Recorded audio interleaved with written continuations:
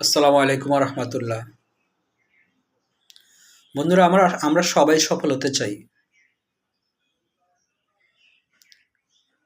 আমরা সবাই সফলতা প্রত্যাশী, কিন্তু আমরা জানি না কেন সফল হতে চাই। হ্যাঁ, কেন? এই কেনটা খুবই গুরুত্বপূর্ণ।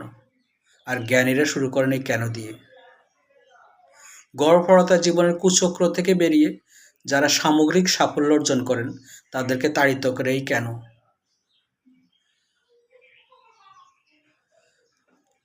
তারা তাদের কাঙ্ক্ষিত সাফল্যকে এমনভাবে সংজ্ঞায়িত করেন যে প্রাত্যহিক জীবনের সকল সমস্যার সমষ্টিও তাদের এই বিশ্বাসকে টলাতে পারে না।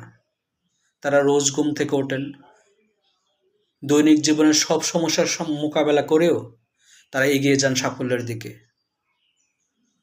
মননের গভীরে গেঁথে যাওয়া আপনার চাহিদার তালিকা এবং কেন সেগুলো চান, এই দুইই খুবই গুরুত্বপূর্ণ।